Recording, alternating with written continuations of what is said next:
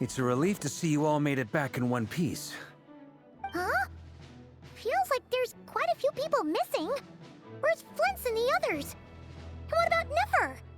I returned ahead of them. Flint is helping Aino and Anefa to set up the decoys and buy us some time. As for Miss Nefer... Boss is still wrapping things up on her end. She sent us back to fill you all in on the top secret intel we've been gathering. I see. Then let's get right into it. But first, who do we have here? You brought someone else in to help? Greetings. I was invited here to help as a longtime Tea Party companion of Columbina's. You may call me Arlecchino. Surely it can't be. Those eyes. Oh, where have I seen them before? Wait, of course. In those memories we just saw. The only Arlecchino I know is the fourth of the Fatui Harbingers. So either you share a pretty uncommon name, or you're more than just a Tea Party buddy. You are well informed, Grandmaster. A man from Mondstadt living all the way out here in Nodcry, and yet the people and affairs of Snezhnaya seem to hold a special place in your heart. Oh, the feeling's mutual. Sounds like you know all about who I am, too. A Fatui Harbinger. The atmosphere in here just got really tense. Guess we can't just start trusting Fatui Harbingers, even at a time like this. I must admit, though, I'm a little curious. Seeing as the Moon Goddess no longer belongs to the Fatui, what makes you so willing to put your neck on the line here? Nor does Nodcry belong to Mondstadt, Mr. Varka. Yet still, you're fighting for it all the same. Things don't always have to have a tangible payoff. Sometimes, stopping things from spiraling out of control is a higher priority than chasing the spoils of victory. Of course, I can't say there's nothing in it for me at all. But that's between Columbina and myself.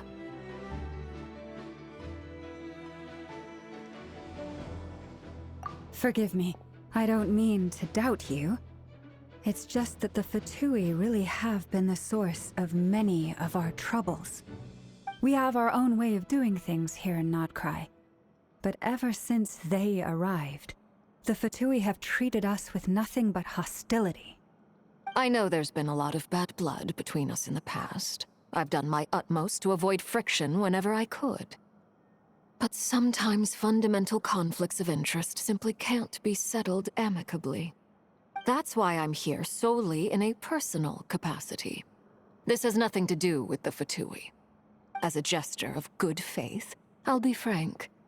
I can help Columbina track down the iridescent moon's marrow, which will help her restore more of her power. Anyway, what else is on the agenda? Let's begin. She says she'll be frank, then completely skips over the details. Looks like she doesn't want to give away too many secrets after all. But she clearly wants to change the subject. It'd be awkward if I tried to bring it up again now. I guess we'll just have to go along with it. She's the fourth of the Fatui Harbingers after all.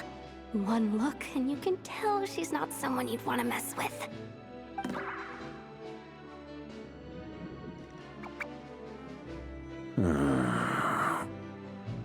Well, since Miss Arlecchino sounds confident in her ability to handle that, we'll proceed to the next topic. Yehoda, time to share that top-secret intel. Alright, listen up everyone. First, we now know that Rerir was originally a Conrian secret agent whose primary mission was to hunt down and assassinate the so-called Dregs of the Crimson Moon. The Dregs of the Crimson Moon?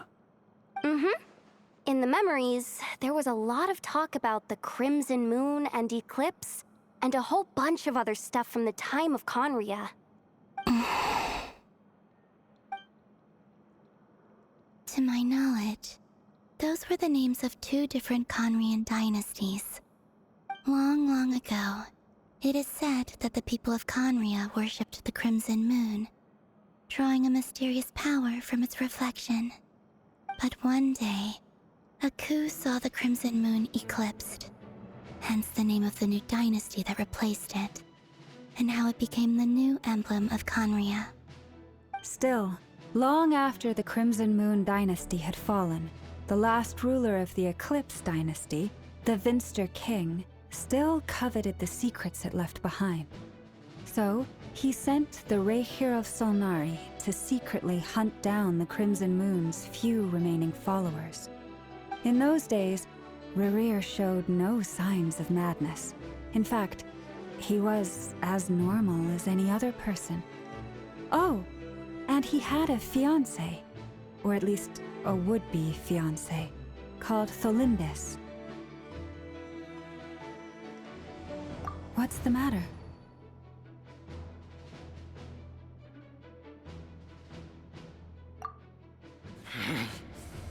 Verfnir, Freindaughter, Mondes.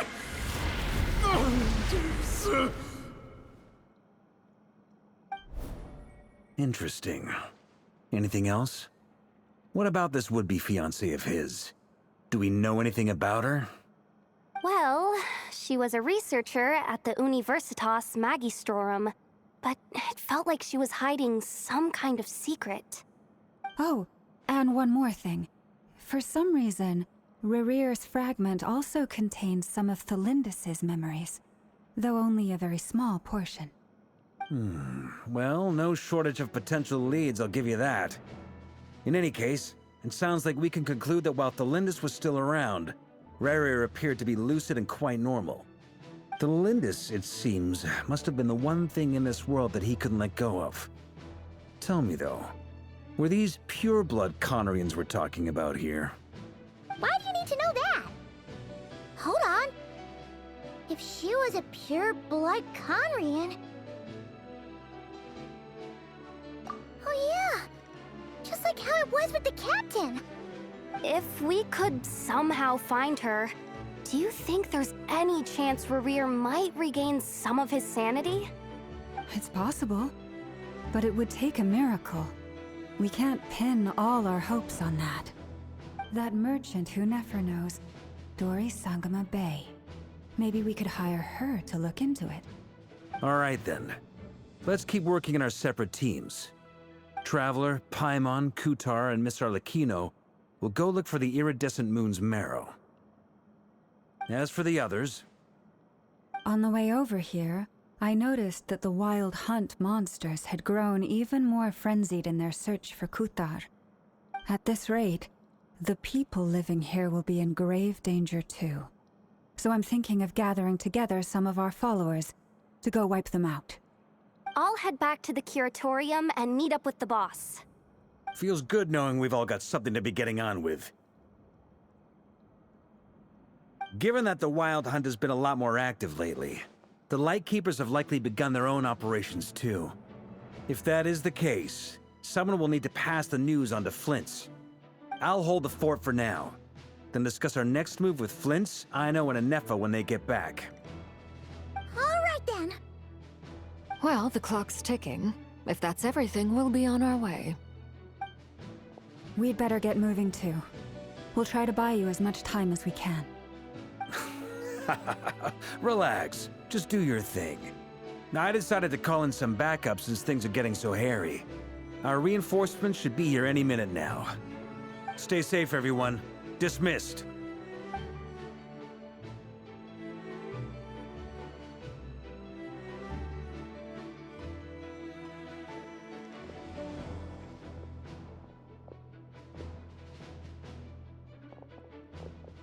We're back. Did we get here a little early? Or a little late? A tad late. The others have already set off.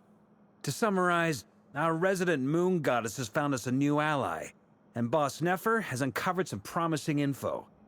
Everything going smoothly on your end? Not great. I don't know how long we can stall them for. The decoys are getting taken out way faster than we imagined. I'm gonna make some more later, but I need a timeout first. I'm so tired right now. Oh, right! Ineffa, could you fill in Uncle Varka on what we just discussed with Flint's? Sure. Uncle Varka, you previously told us about how when you went to investigate a source of the Wild Hunt in Amsvartnir, you discovered that it was just a diversion. But according to Flint's intel, several outbreaks of the Wild Hunt had already occurred in Nodcry in the period leading up to that. That was before Rerir had regained his body, when he was far from regaining his full strength. In other words, in theory at least, he still lacked the means to act in two places at once. Flint's, with everything that's been happening, the Lightkeepers across Nodcry are rallying to fight back against the Wild Hunt. They're gonna need your help. I know, I'm sure you're capable of coming up with something far more effective than decoys. But for now, you should stay here and get some rest. Ineffa and I will head back over to Amsvartnir to see if there's anything I missed. I told you Uncle Varka would say that, didn't I? A deal's a deal. Not a word about my snack intake for the next week. Database updated. Reliability of Aino's predictions increased. What does that mean? They were betting on how you'd respond after hearing their intel. It's the obvious choice, isn't it? That's hardly worth betting on. We already decided that Ineffa should go investigate the situation over at Amsvartnir on her own. You might as well stay here and keep watch. Someone needs to hang back and oversee our strategy meetings. And besides, you still haven't fully recovered from ambushing Rerir. So I've ended up with the easiest assignment. Well, I appreciate it, everyone. See you when you get back.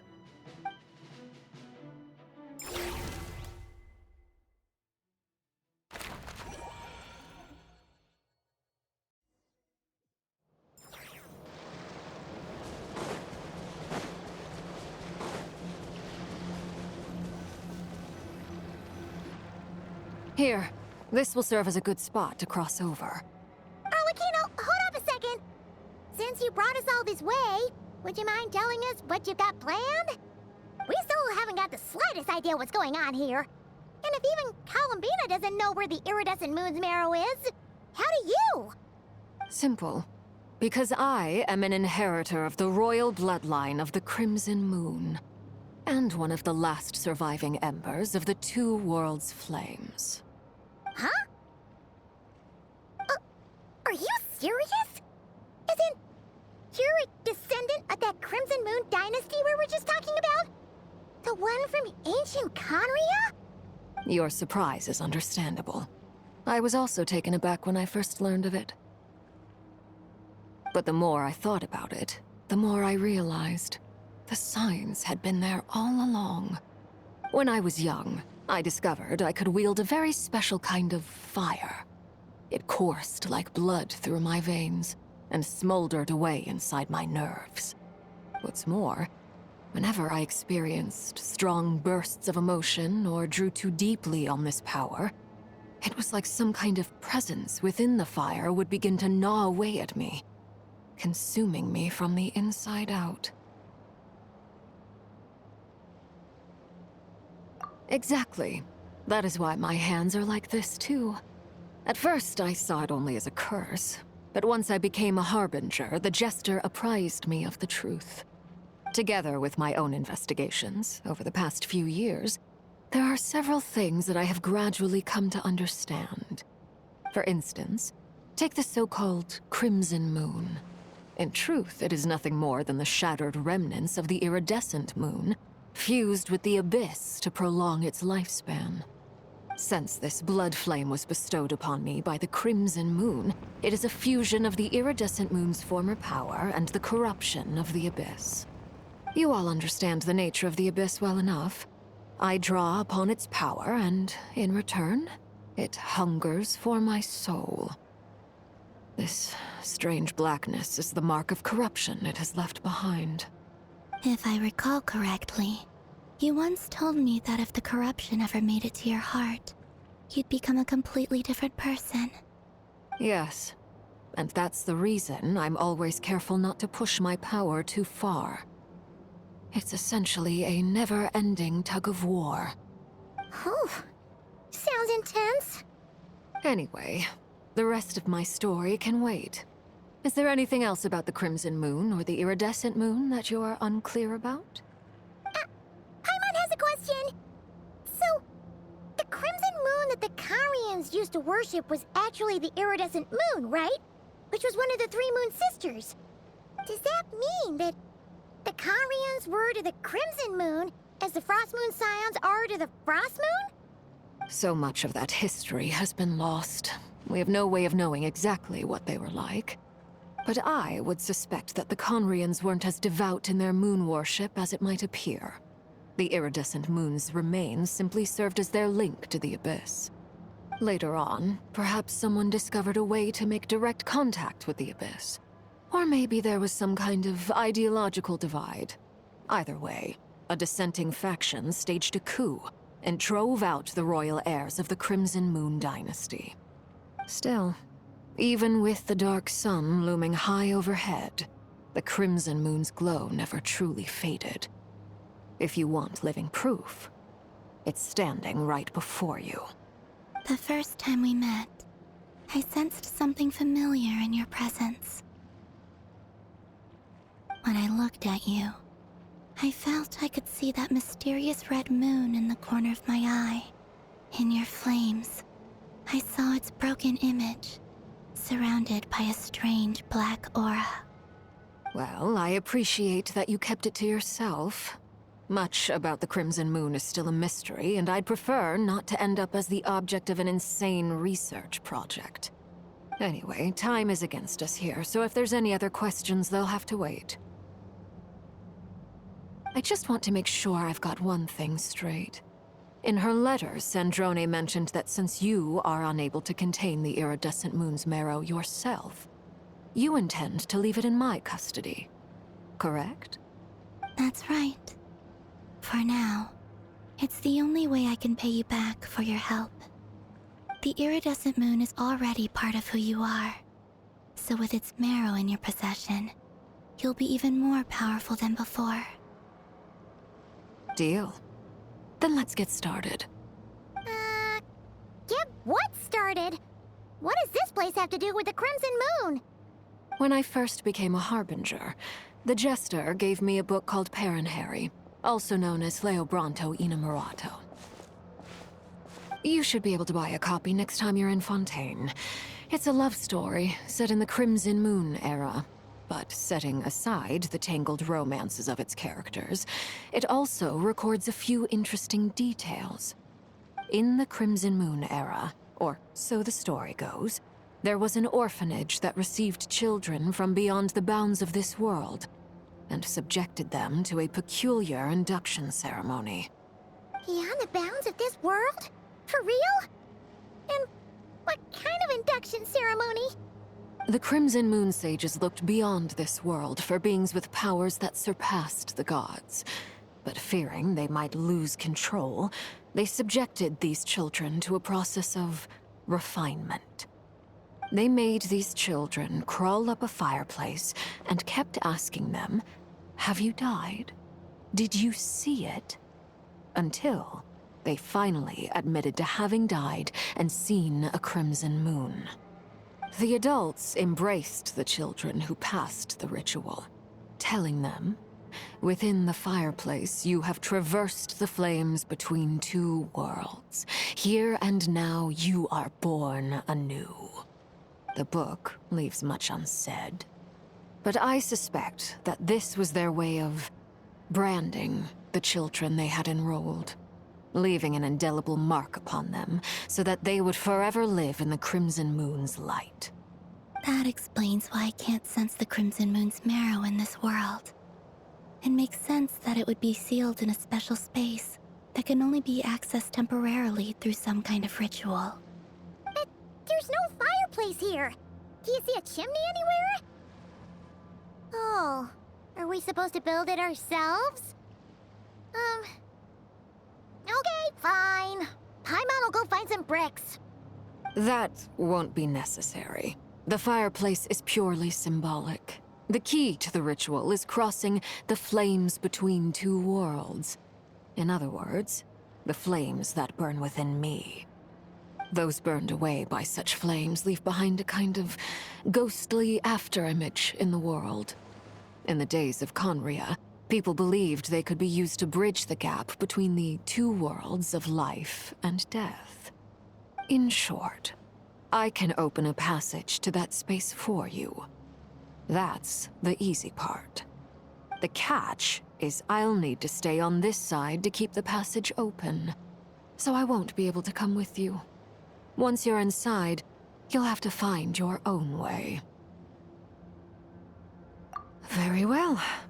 Then I'll open it up. Traveler, spare me a little more moonlight if you would. I may need it.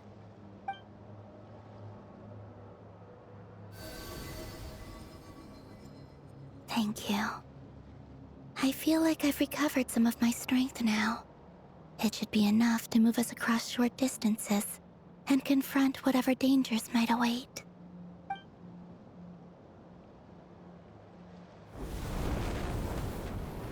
Mistress of the seven hues of ages past, great mother of the present, crimson-clad sovereign of the two realms, by fire severed, by fire renewed, I offer myself now and beseech your descent.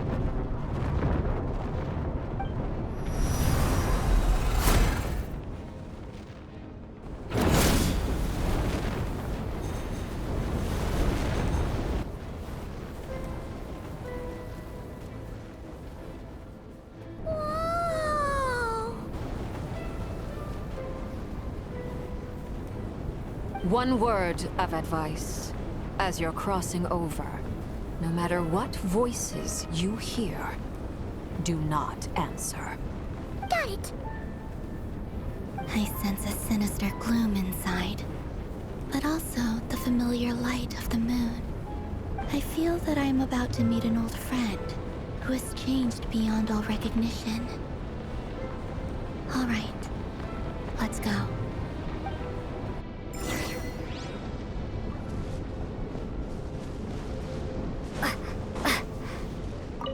Seismic changes often begin with small windows of opportunity. This could be your window.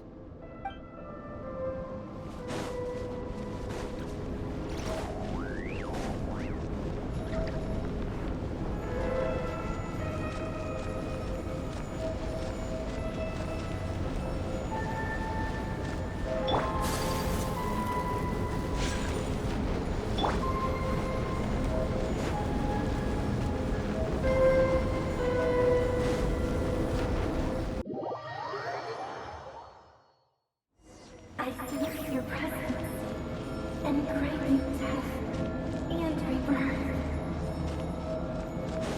Wait, why are you? You have crossed over from another world, transcending fate itself. I have no right to.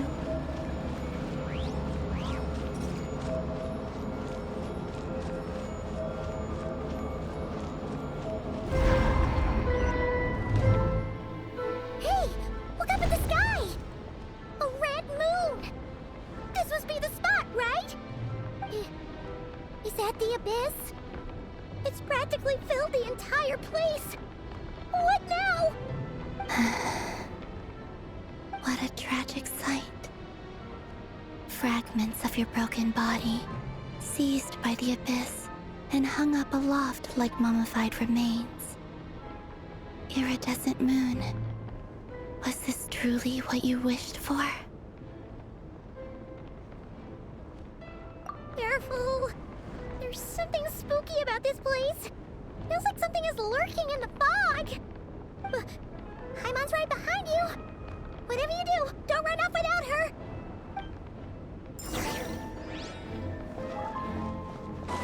By the way, Columbina, didn't you tell us that the iridescent moon had shattered into pieces? The moon up there looks pretty whole to Paimon. How is that possible?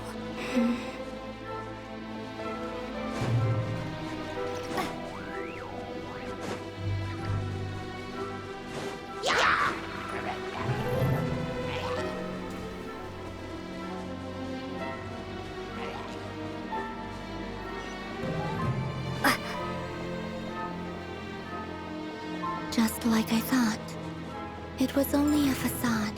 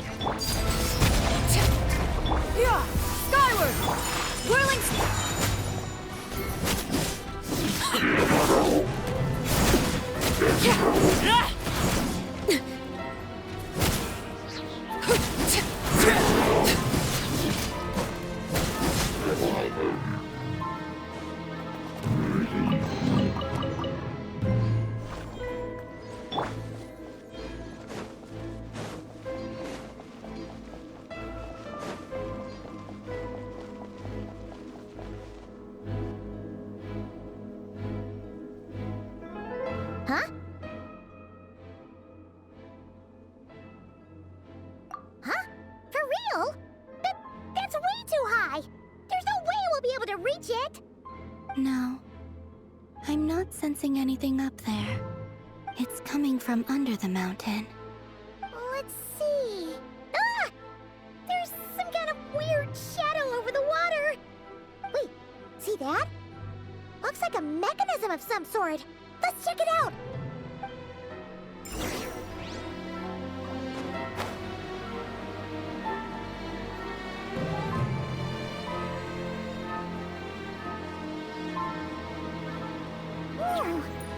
Looks like a device from the time of Kalia. Maybe people once came here to study the Crimson Moon's domain, and they left this behind. Oh, if we can activate it, we might find some clues.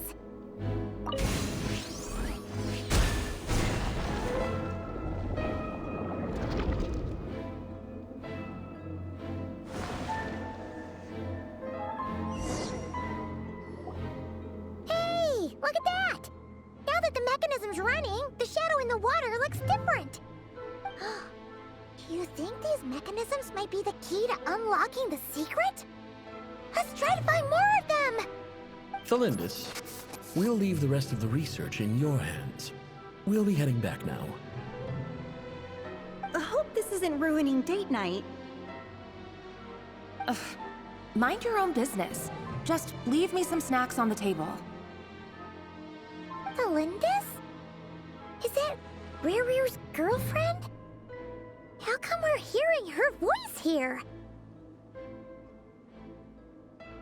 Oh yeah! So, do you think she was studying this strange space all along? The Abyss has made this space extremely unstable. Maybe that's why some of the things she said and did were preserved here. Like echoes. Or after images. Whenever I see this view, it takes me back to a poem from my childhood. Waning moon, oh lifeless damsel, weeping on the mountain crest.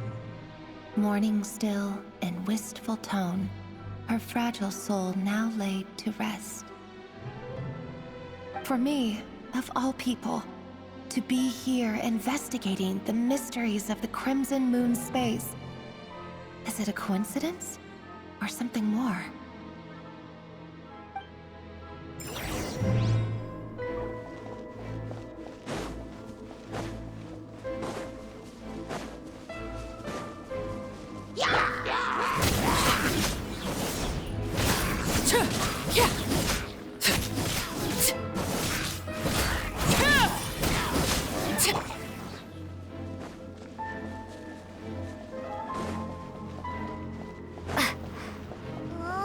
Looks like the Abyss has messed up this mechanism. We need to find a way to get it working again. Let's see if there are any other devices nearby. Transfix!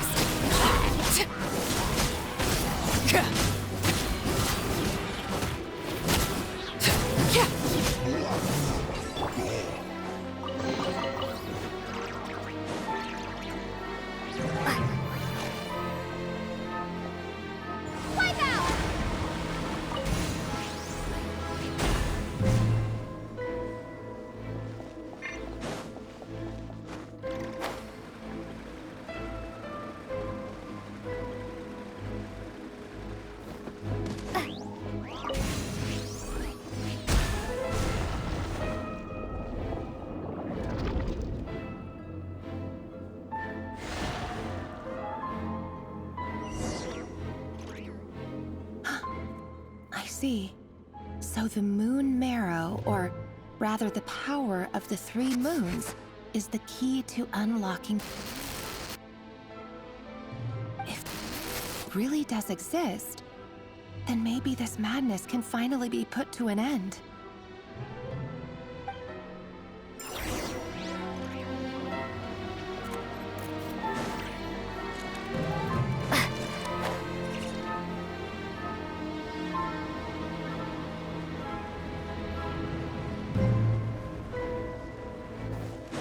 Take cover behind the rocks!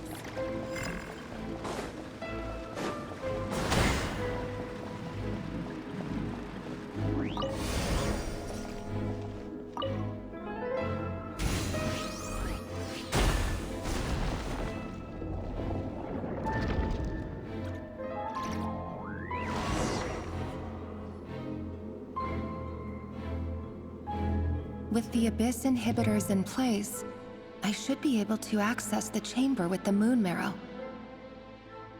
Oh, Revier, with every step you take, you're drifting further from what you truly desire.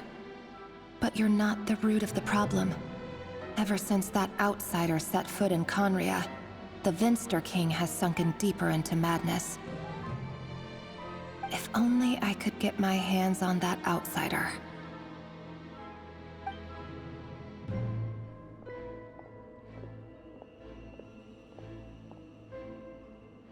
Hey look! The moon's reflection is back to normal! Melindis' voice mentioned a chamber with the moon marrow. Do you think maybe it's hidden in the moon's reflection? It must be. For within it, I sense the fragile aura of a dying soul. Then there's no time to lose! Let's go!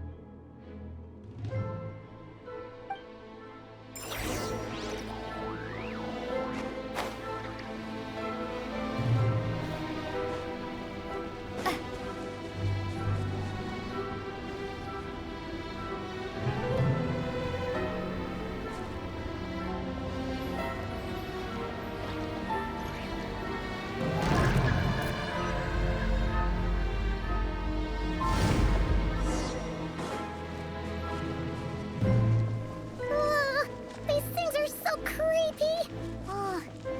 Looks like we'll have to destroy them if we want to get to the iridescent moon's marrow.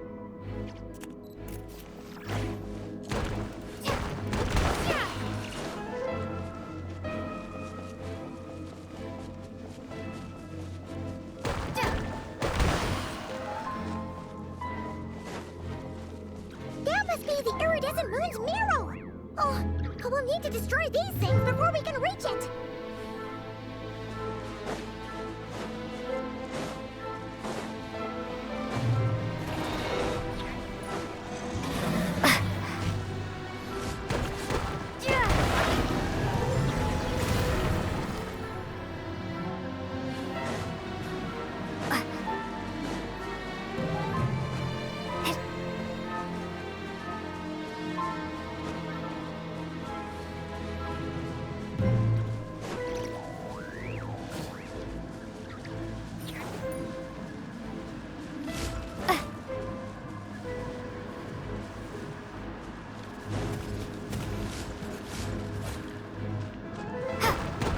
Hang in there! We're so close!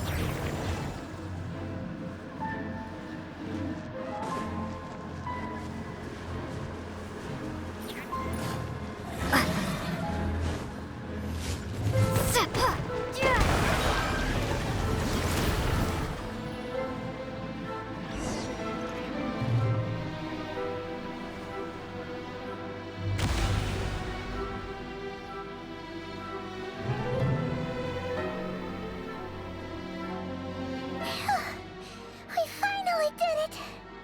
The iridescent moon's marrow. Still burning away like an undying flame, yet now contaminated by the abyss.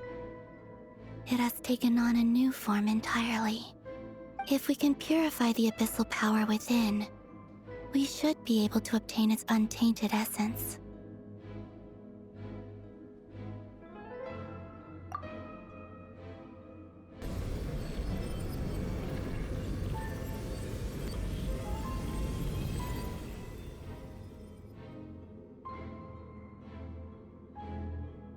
It's so cold.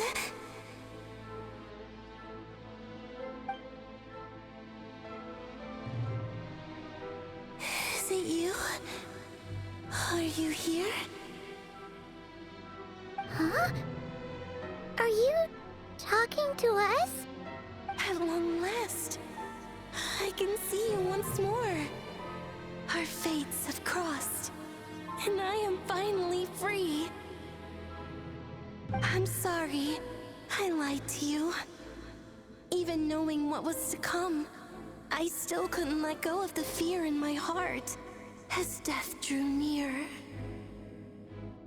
The moment the moon shattered, my body began to split apart piece by piece.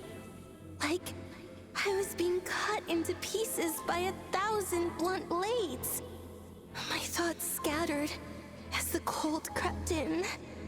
But I could not bear to fade away like that. Tell me, what was it that brought you to us all that time ago? If only I had possessed your courage, then I might have been spared this torment more painful than death. You look so puzzled. That's how I felt too when I first saw you. But trust me when I say that everything happens for a reason. Farewell, Hypo.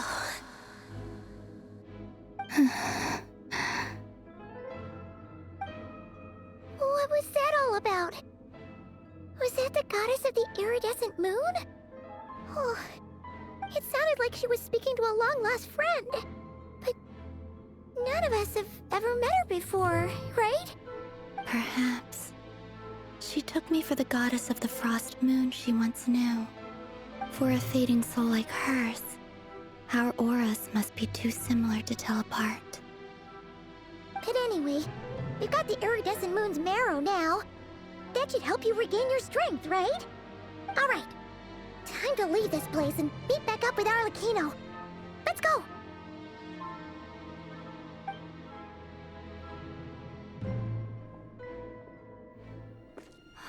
That's odd. This place looks different than when we came in. Waning moon, Huh? oh lifeless damsel. Oh.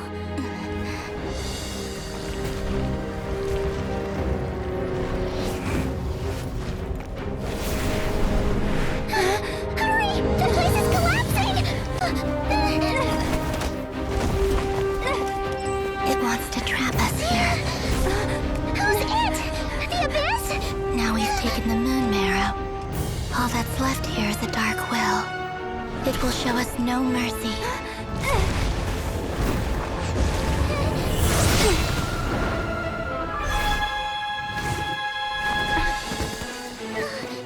Give it back! The crimson moons! My marrow! My heart!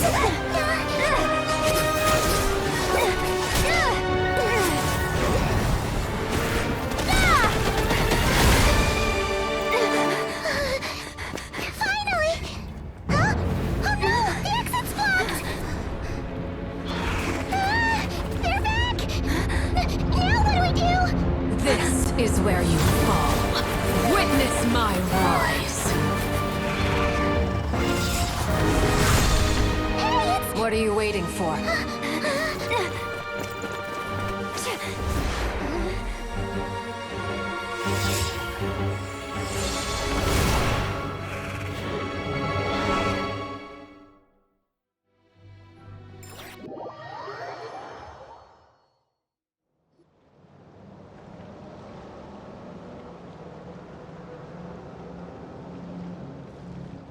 Oh, we made it! Was that you, Arlecchino? Did you save us? Wait, your hands! They're... Oh, this? Don't worry. It's a small price to pay. The Abyss wanted to trap you inside, and I defied its will by bringing you out. No wonder it's a little angry. No. I have paid the price, albeit a small one, and it cannot be undone. My hands have already fused with the Abyss. Purification would simply destroy whatever's left of them. But surely... Oh, we're so sorry, Arlecchino. Paimon can't believe you'd make a sacrifice like this for us. As much as I'd like to call it a favor, the truth is I was simply holding up my end of the deal. Well, Columbina. Yes, you did your part. And as promised, I will leave the iridescent moon's marrow in your care. From this day forth, may the two worlds' flames burn ever more brightly.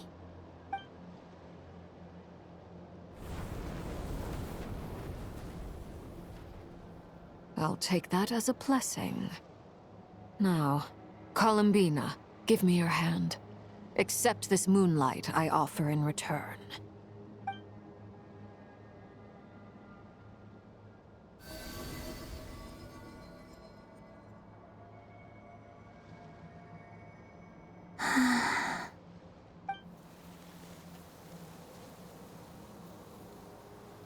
Feeling stronger?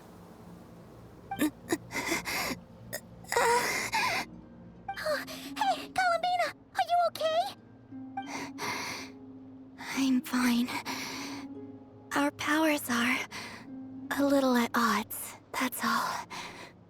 By the Frost Moon's authority alone, wielding the power of the other moons was always going to be a stretch. Still, I think it's fair to say that your strength has returned.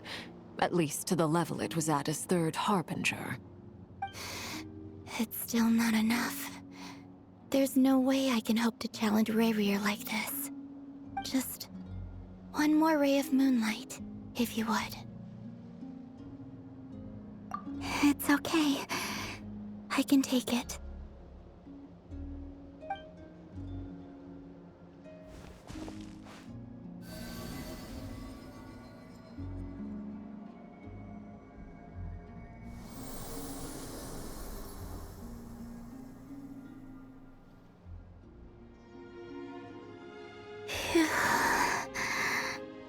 How about now?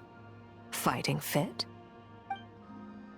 At the very least, I won't have to stay hidden like before. I want to see him gone from Not Cry. The Rayhir of Solnari and his wild hunt must be sent back where they belong. Well, it's good to have something to aim for. You certainly seem more alive now than you did earlier. When I first met you, you didn't strike me as a ray of moonlight. More like a wisp of fog drifting in from who knows where, ready to scatter at the first sign of a breeze. But now, you're full of vitality.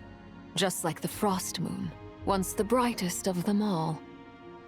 May you keep shining, Columbina. This is who you are. Thank you. Look after yourself too, Arlecchino. I know you have plans of your own, and that's why you're always seeking to grow stronger. But whatever you're after, don't let the Abyss take a hold of you. I do not wish to see you go down the same path as Rayrir. I appreciate the concern, Columbina.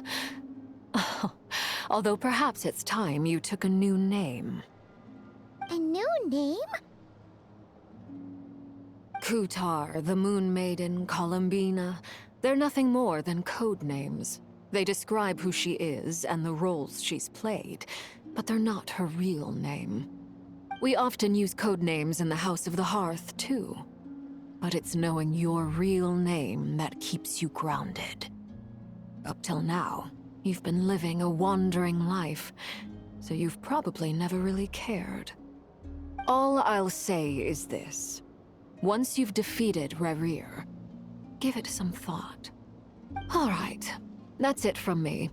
I'll get you back safely first, then go meet up with Sandrone. You're the best! I appreciate the gesture. It speaks to your good character. Anyway, let's get going. There are more urgent things to do right now than trade compliments.